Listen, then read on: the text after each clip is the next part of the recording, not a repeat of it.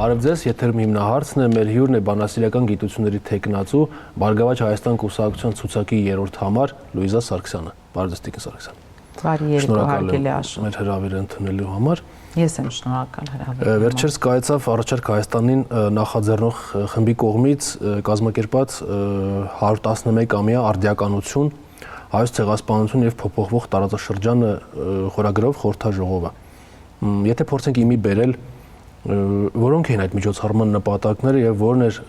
այնտեղի հիմնական մեսեջը, որը հասցեագրված է մեր հասարակությանը։ Այո, ես նախ ուզում եմ շնորհակալություն հայտնել այդ միջոցառման բոլոր մասնակիցներին եւ կազմակերպիչներին եւ այն մարդիկ, ովքեր այդ օրը ներկա գտնվեցին, որովհետեւ միջոցառմանը մասնակցում էին իսկապես այդ ոլորտի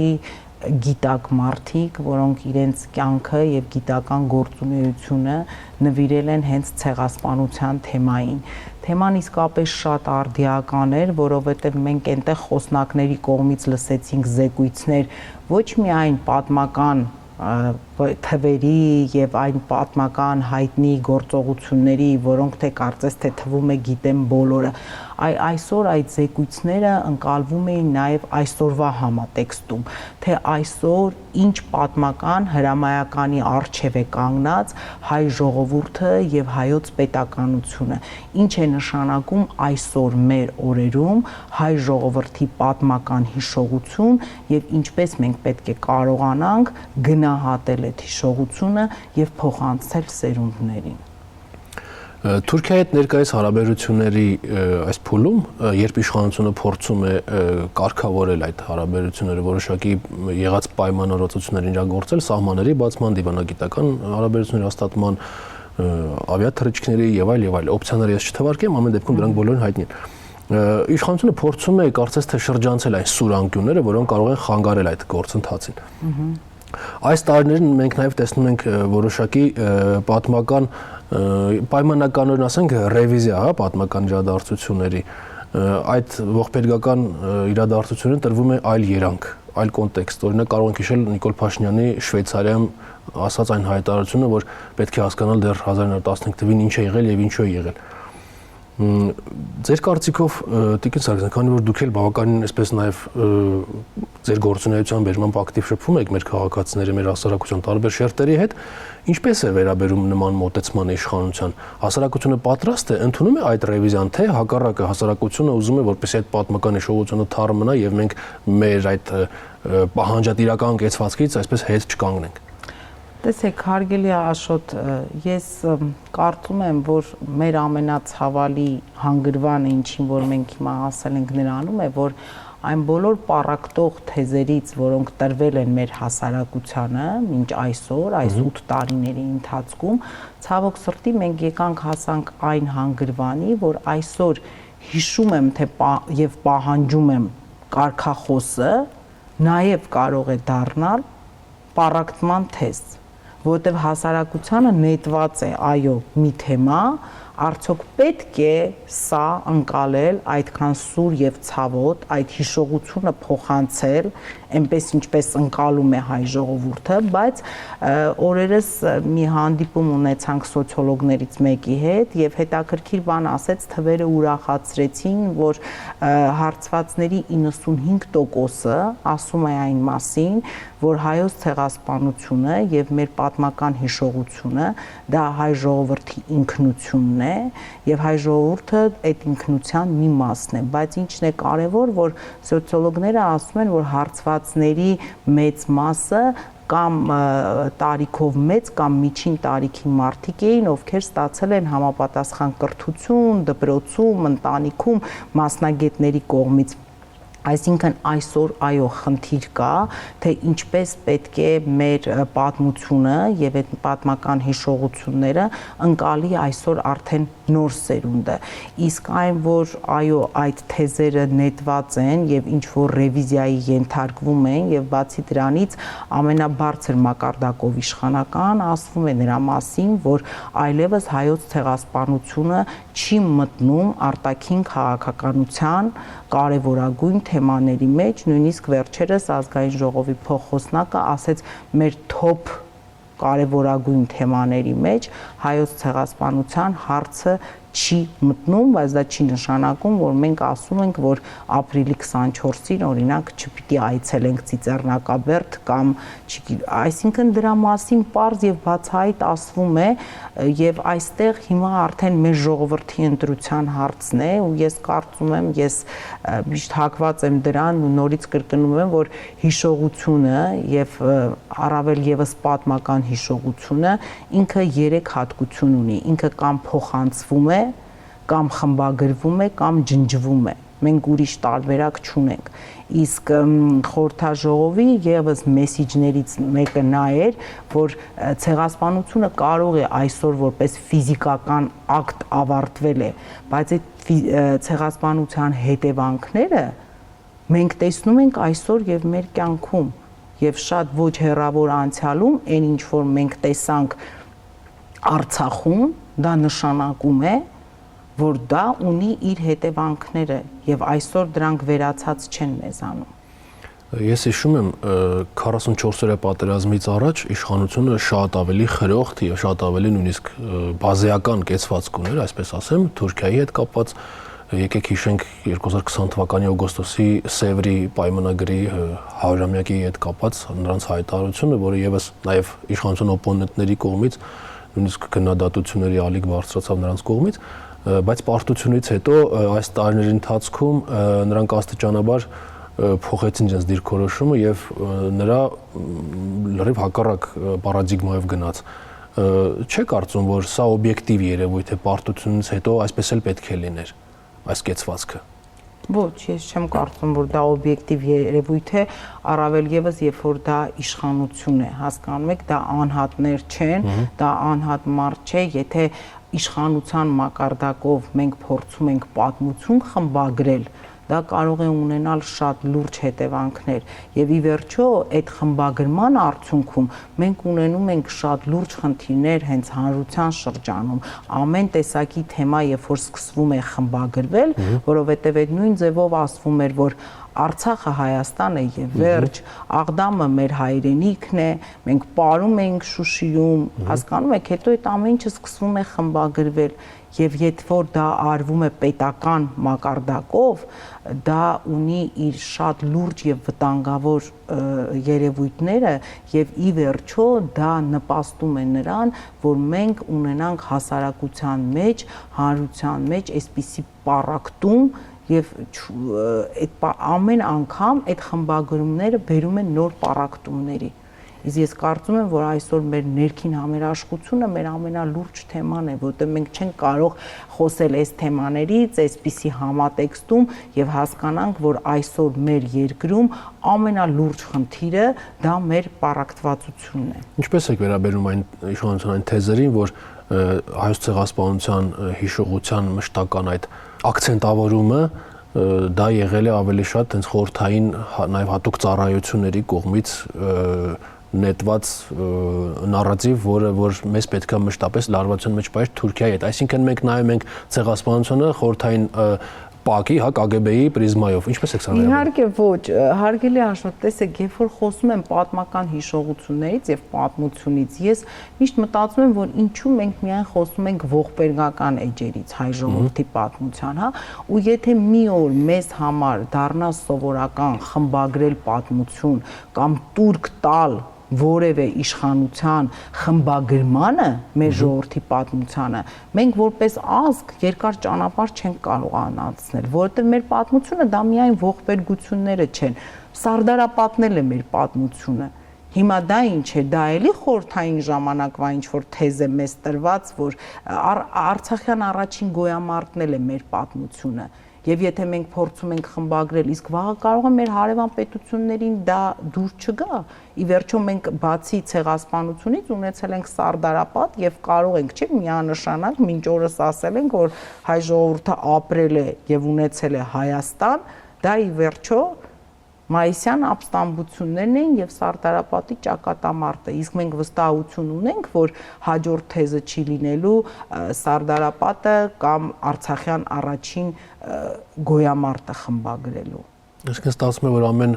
տեսականորեն ամեն նոր իշխանություն պետք է գա իր քիմքին հաճելի պատմություն շարադրի։ Այդպես է ստացվում, եթե մի անգամ դա ընթացք ստանա, եւ եթե ժողովուրդը турք տա այդ ամեն ինչին, ուրեմն էլ միգուցե այդ ընթացքը կանխել չլինի։ Այս համատեքստում մի թարմ դեպք հիշենք բոլորիս հայտնի եւ աղմկահարույց Ցեղասպանության թանգարան ինստիտուտի արդեն նախկին տնօրենի քայլը, որը ԱՄՆ փոխնախագահ Վենսին այստեղ այցելության ժամանակ Արցախի մասին գիրքեր նվիրել, շատ սուր ընկալվեց իշխանության կողմից։ Ձեր կարծիքով պետք է արդյոք պետությունը նման կերպ վերահսկի գիտական հանրության քայլերը, թե պետք է որոշակի նրանք անկախություն ունենան նաև նման քաղաքականությամբ պայմանավորված դեպքերում եւս իրանք ինքնուրույն ինչ-որ քայլեր կարողանան նախաձեռնել։ Այ հիմա դուք հարցը տվեցիք, հարգելի Աշոտ, ես հիշեցի, որ ես առիթ եմ ունեցել Ցեղասպանության թանգարանի նախկին տնօրեն Տիկին Գզոյանի հետ զրուցելու հենց Արցախյան պատերազմից հետո ու էլի այս ապրիլյան օրերին ես հիմա կփորձեմ ինչքանով կարող եմ ճիշտ ավելի բառացի ցիտել նրա խոսքերը, եթե ոչ կան տեսանյութեր եւ մենք դա հետո կարող ենք դիտել, Ցեղասպանության թանգարանի նախկին տնօրենը ասում էր, որ 2020 թվականից հետո թանգարանում բացվել է բաժին, որտեղ գիտնականները պետք է զբաղվեն Արցախի, Նախիջևանի եւ Ադրբեջանի այլ շրջաններում տեղի ունեցած բռնաճնշումների թեմայով հայերի վերաբերյալ։ Բացի նրանից ասում էր, որ թանգարանի տարածքում կա 2 հուշարձան, 3 խաչքար, եթե չեմ սխալվում, եւ 5 գերեզման, որոնք Արցախյան առաջին գոյամարտի տարիներից են մնացել եւ խոսում էր այն մասին, որ երբ որ գալիս են պատվիրակություններ այցելելու այդ տարածքը նաև լինում են այնտեղ եւ միշտ մեր մասնագետները, ցեղասպանագետները, թանգարանի աշխատողները այդ արցախյան խաչքարների եւ հուշարձանների միջոցով երբ պատմում են, ուզում են ցույց տալ ուղիղ կապը հայոց ցեղասպանության եւ Արցախի հիմնահարցի միջև։ Ես հիմա օրինակ չգիտեմ, շատ հետաքրքիր է, ես ճիշտ ասած չեմ տիրապետում այդ ինֆորմացիային։ Հիմա այդ բաժինը աշխատում է թե ոչ, որը բացվել էր 2020 թվականից հետո հենց այդ նպատակով ինձ դրա մասին ասել է թանգարանի տնօրենը, բացի դրանից այն ինչ որ վերաբերվում է գիտությանը վերահսկելը իհարկե չի կարելի, գիտությունը պետք է ազատ լինի եւ բացի դրանից այդտեղ կարեւոր էր նաեւ նա, որ մենք կանգնել էինք այնպիսի խնդիրների առաջ, որ շատ մասնագետներ ասում էին, որ միգուցե մենք այս տարիների ընթացքում թերացել ենք եւ շատ ավելի քիչ ունենք գիտական աշխատություններ միջազգային լեզուներով, նույն անգլերենով, այսինքն այո, մեր գիտնականները փայլուն աշխատանքներ կատարել են, բայց դա նաեւ եղել է հիմնականում եղել է ներքին լսարանի համար եւ հասունացել է եւ անցել է այն պահը, որ հակառակը մենք ավելի լայնածավալ աշխատանքներ պետք է ունենանք նաև արտաքին լսարանի համար, որովհետև մենք տեսնում ենք, թե այսօր մեր աչքի առաջ մեր հարևան պետությունը ինչպես է կարողանում նենգափոխել հայոց պատմությունը եւ մատուցել դա ոչ միայն իր ներքին լսարանին, այլ նաև արտաքին շատ ակտիվ են աշխատում, հատկապես եվրոպական լսարանները, որ այո, գիտությունը իրենց մոտ շատ լծված է հենց այդ գործին, այդ հակահայկական խոսույթով եւ հայոց պատմության նենգափոխությամբ, բայց մենք էլ երբ որ ասում եմ այդ ֆոնին, մենք էլ մեր երկրում խմբագրում ենք եւ փոխում ենք մեր պատմությունը եւ չգիտեմ ում համար ենք ավելի ականջահաճո դարձնում այդ պարագայում, բա իհարկե այս պետք է գիտություններին ուղղակի գիտնականներին եւ գիտությանը, որ ասում է ազատ ճախրելու ինչքան հնարավոր է։ Այո, դիվանագետները պետական իշխանությունը մի քիչ գուցե կաշկանդված է, հատկապես այսպես հաշտվողական խաղաղության օրակարգի ֆոնին գուցե մի քիչ կաշկանդված են այդ նարատիվները, մեր ազգային արժեքները, մեր ազգային նարատիվները, մեր պատմական փաստերը առաջ տանելը, բայց գոնե գիտնականներին ազատ թողնեն նրանց միջոցով կարողանան իրենց ասելիքը տեղ հասնել։ Հարգելի Աշոտ, գիտնականները 2022 թվականի օրինակ Արցախի շրջափակումը, հա, եւ դա եւ Լեմկինի ինստիտուտն է դրա մասին խոսել եւ մեր ցեղասպանագետները եւ ցեղասպանագետների միջազգային ասոցիացիան իրենք որակել են Արցախում տեղի ունեցածը ցեղասպանություն հյուծման միջոցով եւ հետո ակնհայտ է, որ Արցախում տեղի ունեցավ էթնիկ զտում եւ դա ցեղասպանություն է եւ ցեղասպանության կոնվենցիան 48 թվականի ասում է եւ մենք շատ լավ գիտենք, որ դա ոչ միայն ֆիզիկական ոչնչացումն է ժողովրդի կամ այս կամ այն խմբի, ցեղասպանության շատ տարբեր տեսակներ կան, բայց մենք այսօր խոսում ենք այդ մասին։ Մենք փաստորեն այսօր գիտնականի կողմից բարձրաստիճան պաշտոնյային գիրք նվիրելու համար այդ գիտնականին ուղղակի աշխատանքից ազատում ենք։ Առաջարկը Հայաստանի նախաձեռնություն առհասարակ այս հարցերին եւ մասնավորապես Թուրքիայի հետ հետագա հարաբերությունների հետ կապված ինչ մոտեցում է որդեգրում, ինչպես եք դուք պատկերացնում այդ ընթացքը։ Ուրեմն առաջարկ Հայաստանին ծրագրում հարգելի Աշոտ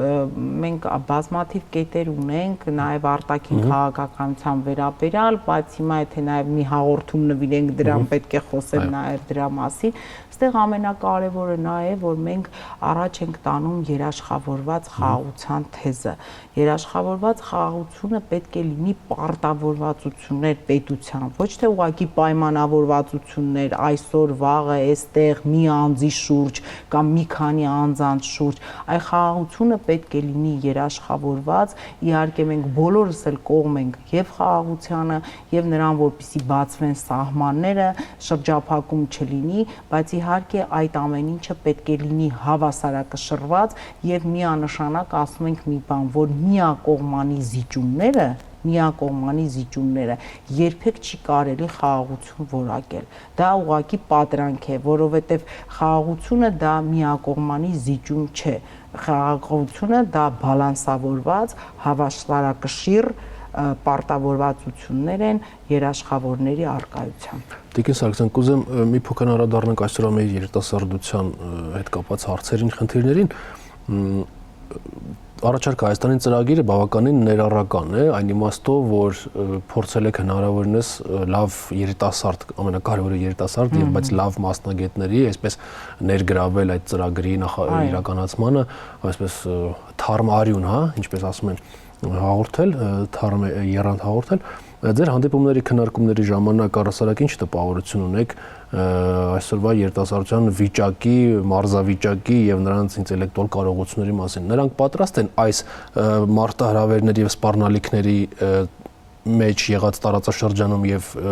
այդ սպառնալիքներին առնչվող երկրում ինչ որ բան փոխել։ Մենք ունենք փայլուն երիտասարդություն, ուղղակի ես գտնում եմ, որ մենք մեր երիտասարդ սերնդի նկատմամբ շատ մեծ մեղքի բաժին ունենք։ Այն ինչ որ կատարվել է այս վերջին տարիների ընթացքում, ես հիմա կհիշեմ 18 թվականը, երբ ազգային ժողովը վարչապետ էր ընտրում, Հայաստանի Հանրապետության փողոցները ողողված էին երիտասարդներով։ Դուք նաև երևի հիշում եք, ոչ մի դպրոց, ոչ մի բուհ չէր կարողանում իր բնականon հունով աշխատել այդ օրերին եւ ես հիշում եմ, որ քանի որ այս թեման ինձ համար շատ հարազատ թեմա է, նույնիսկ այդ օրը ես ազգային ժողովում ելույթ եմ ունեցել եւ ասել եմ այն մասին, որ մենք եկել ենք հասել ենք այն կետի, որ հիմա երիտասարդությունը Երևանի փողոցներում գոռում է մենք ենք տերը մեր երկրի եւ ես ասեցի այն մասին, որ ուզում եմ, որ դահլիճում նստած յուրաքանչյուր մարդ արձանագրի այն փաստը, որ եւս մեկ անգամ այս երկրում մենք երիտասարդությանը հիասթափեցնելու իրավունք չունենք։ Բայց ցավոք սրտի մենք տեսանք, որ այս տարիների ընթացքում այդ հիասթափությունների շղթան բազմաթիվ է եւ այո շատ լուրջ խնդիրների առաջ են այսօր երիտասարդները կանգնած նախ 2020 թվականի պատերազմը հոգեբանորեն շատ կոտրեց եւ փոխեց մեծ քանակով երիտասարդների, բացի դրանից ցավոք սրտի պետք է ասել, որ սոցիալական խնդիրները այնքան լուրջ են այսօր, հա, այդ ուսման բարձր վարձերը, վճարները, շրջանում ապրող երիտասարդների խնդիրները եւ զգում ես, որ տարեց տարի դրանք ավելի խորանում են։ Մարդիկ այստեղ բնակարանային խնդիրներ չեն կարողանում լուծել Երևանում։ Դուք կպատկերացնեք մեկ-մեկ կան ուսանողներ, ովքեր օրինակ ասում են, որ չգիտեմ, ապարանից ես ամեն օր գալիս եմ դասի գնում եմ։ Դուք դա մոտավոր պատկերացնում եք, այդ ինչ ժամանակ է, այդ ինչ ասենք բոլորս ուսանող ենք եղել, բոլորը ձգտում են աշխատել, աշխատում են, աշխատանքը շատ լավ բան է, ողջունելի է, բայց մեկ-մեկ այնքան ծանր եւ երկարժամյա աշխատանքի, որ ասում են բեռի տակ են մտնում, որ դա անպայման ուսման վրա ազդում է, անում են դա նրա համար, որպեսզի կարողանան իրենց վարձավճարները մուծել, որտեղ ամեն ընտանիք չէ, որտեղ ծնողը դա կարող է անել, բայց ես կարծում եմ, որ միևնույն է, մենք ունենք այդ ուրույն ուժը եւ այս առաջարկ Հայաստանին ծրագրի շրջանակներում, երբ ունեցանք մրցույթ երիտասարդներին նվիրված, ինձ համար գիտեք նորից ոնց որ հայտնություն էր, ես եւս հավատացի, որ չէ, այտենց բան չկա, որ նրանք հիասթափված են կամ որոշել են, որ իրենք էլ ասելիք եւ անելիք չունեն այս երկրում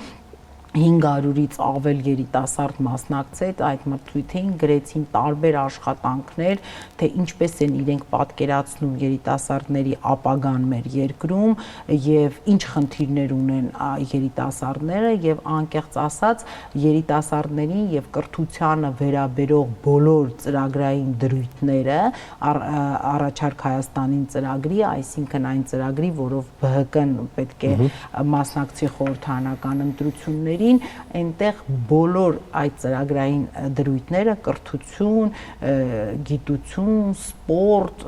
այն ինչ որ վերաբերվում է երիտասարդությանը, մենք հենց ծաղկաքաղ ենք արել այն բոլոր առաջարկներից եւ դրանց տված լուծումներից, ինչ որ մեզ ներկայացրել են երիտասարդները եւ սպորտի վերաբերյալ հարցրեցիք, իհարկե այդտեղ մի քիչ լուրջ աշխատանք ունենք անելու, իհարկե կա մի մեծ ստվար զանգված երիտասարդների, որ զգում ես, որ սպորտով զբաղվում են եւ այլն, բայց այս հարցում էլ պետք է նաեւ մարդիկ, որոնք ոգևորեն նրանց, որոնք մոտիվացնեն իրենց եւ այս ծրագրի շրջանակներում էլ մենք ավելի լուրջ կետեր ունենք։ Երիտասարդության մասին խոսելիս չեն կարող չանդրադառնալ մի ցավալի երևույթի, որը մինչեւ հիմա առկա է շատերի մոտ, դա այսպես կիսաքրեական բարքերի հանդեպ նրանց այդ տածած, ոնց ասեմ, սիմպաթիան, հա, համակրանքն է։ Մենք դա ամեն օր առնչվում ենք, հատկապես երբ որ երիտասարդը առանձնապես շատ մեծ կրթական ցենս չունի եւ առանձնապես մեծ զբաղվածություն էլ չունի, դա նրանց ստիպում է տարատեսակ այդ քրեական ենթամշակութային արժեքների հետևից ընկնել, այստեղ ինչ անելիք կա եւ պետությունը ինչպես պետք է այստեղ միջամտի եւ առաջարկ Հայաստանի ծրագրի մեջ երիտասարդների այդ արժե համակարգի վերափոխման տրանսֆորմացիայի համար ինչ որ դեղատոմս դուք առաջարկում եք։ Այո, իհարկե արգելի Աշոտ, ստեղ ամենակարևոր բանը, որ ստեղծվի այնպիսի հնարավորություններ եւ պայմաններ եւ հետաքրքրության կետեր, որպեսզի երիտասարդը փողոցից կտրվի։ Երբ երիտասարդը փողոցից կտրվում է, այսինքն երբ որ ինքը հնարավորություն ունի սովորելու, սպորտով զբաղվելու, եթե կան հնարավորություններ այդ մարզադպրոցների, մարզադահլիճների, եթե մենք ստեղ շատ ամենակարևոր մեր ծրագրային դրույթը, որ ի վերջո Հայաստանում կրթությունը պետք է դառնա անվճար։ Եվ եթե կրթությունը դառնա անվճար, մենք այստեղ նաև էլի լուրջ տոկոս կունենանք փոփոխությունների սովորողներին եւ վերջնարդյունքը ուրիշ կլինի, որտեւ եթե գիտեք, այն ռուսերենում ասում են չորտով կրուգա, որ դու անընդհատ մտածում ես այդ գումարը աշխատես, բերես նրա համար, որ վարձը պիտի տաս, որովհետեւ ժամանակն է եւ այլն, ես ասում եմ մեկ-մեկ դա դառնում է, որ շատերը վճարում են չսովորելու համար, որովհետեւ ստեղ ոչ թե նրա համար, որ իրենք չեն ուզում սովորեն, այլ նրա համար, որ այստեղ գերխնդիրը, որ կարողանամ աշխատեմ բերեմ վճարը տամ, մինչև քալիս է սովորելու ժամանակը արդեն տեսնում են, որ կամ դրա արդեն ֆիզիկական ուժերը չունեն, կամ ինչ որ ժամանակ են բաց թողել, կամ իսկապես այդ համատեղելը լավ չի ստացվել։ Եվ իհարկե սպորտը դա շատ կարևոր է, մենք հիմա նաև լուրջ կետ ունենք թմրամոլության վերաբերյալ պայքարի եւ դրան մեջ ընդգրկված են Հայաստանի Հանրապետության լավագույն սպորտսմենները, երիտասարդները, որոնք տարբեր տիպի քարոզարշավներով, հանդիպումներով եւ այլն պետք է խրախուսեն սպորտը եւ առողջ ապրելակերպը մեր երիտասարդների շրջանում։ Տեսեք, թմրամիջոցների մասին երբ խոսում ենք, դուք շեշտում եք սպորտի հանգամանքը, այսինքն այն բոլոր խթանիչ միջոցները, որոնք պետք է ստիպեն անձին, անհատական ընտրություն կատարել եւ այդ չարիքի հետևից գնալ։ Իսկ պետության պատժիչ ձեռք պետք է լինի, ռեպրեսիվ մեխանիզմ պետք է լինի արդյոք թե ոչ։ Եվ այսօրվա, հատկապես այսօրվա պետությունը, այս իշխանության պարագայում ինչպես է գնահատում առասարակ, քանի որ սրա մասին խոսեցինք, եկեք սրան անդրադառնանք, պետությունը, մեր ուժային կառույցներն այսօր որքանով են արդյունավետ պայքարում թմրամոլության դեմ երիտասարդների շրջանում։ Դե ինձ թվում է, գիտեք, հարգելի Աշոտ, արդյունավետության այդ արդյունքը մենք բոլորս էլ տեսնում ենք, եթե արդյունավետ պայքար լիներ, հիմա մենք օրինակ այստեղ երկու հոգով նստած ենք, դուք երբևիցե Հայաստանում այսքան դեպքեր թմրամոլության դուք լսել եք դրա մասին։ Ստեղ մի բան կար, չէ, որ նույնիսկ մարդիկ գնում էին դուրս ապրելու, մենք բոլորս շատ լավ դրա մասին գիտենք, բայց հենց երեխաները հասնում էին որոշակի տարիքի, ծնողները նույնիսկ հաշտ էին այն մտքի հետ, որ երեխաները գան Հայաստանի Հանրապետությունում ապրեն, որովհետև կարծում էին, որ դպրոցները, բարքերը, վարքերը, այսինքն ծնողը նույնիսկ հաշտեր են մտքի հետ, որ ինքը մնա մի այլ երկրում ապրի, որովհետև սոցիալական խնդիրները միշտ բեռ են եղել է ժողովրդի վրա եւ խեղդել են, բայց որպիսի զավակը ապրի ավելի լավ բարքերով երկրում, զավակին ուղարկում էր տատիկի, պապիկի, չգիտեմ, մորաքրոջ եւ քեռու հետ Հայաստանում։ Հիմա դա չկա։ Հիմա դա չկա, որովհետեւ այն երևույթների մասին, ինչ որ մենք դրսում էինք լսում եւ տեսնում, այդ երևույթները հիմա շատ ավելի մեծ մասշտաբներով տարածված են։ Դա գլոբալ խնդիր չէ, արդյոք եւ օբյեկտիվորեն չէ, արդյոք որ Հայաստանը եւս դրան անմասն չի մնացել։ Ոչ, օբյեկտիվորեն չէ, որովհետև ես կարծում եմ, որ ամեն երկիր այդ հարցում պետք է ունենա իր քաղաքականությունը եւ նաեւ ամեն ժողովուրդ ելնելով իր տեսակից, իր բարոյականությունից, իր մենտալ մտածողությունից, նկարագրից։ Այո, նման երևույթների պետք է մենք նման երևույթների մոտեցումը երբեք չպիտի մոռանանք, որ մենք հայ ենք։ Եվ այդպես որ լինի օբյեկտիվ ասենք դա գլոբալ է, այդ գլոբալ ասելու տակ մենք շատ բան կարող ենք կորցնել։ Եվ փոքր պետությունները այդ գլոբալի դեպքում միշտ շատ ավելի դժվար են լինում։ Դա էլ պետք է հասկանանք։ Տիկին Սարգսյան, շնորհակալ եմ հետաքրքրության համար։ Ես եմ շնորհակալ հրավերի համար։ Ես հիշեցնեմ, որ մեր հյուրն էր բանասիրական գիտությունների թեկնածու Բարգավաճ Հայաստան կուսակցության նախընտրական ցուցակի 3-րդ համար Լուիզա Սարգսյանը։ Կհանդիպենք։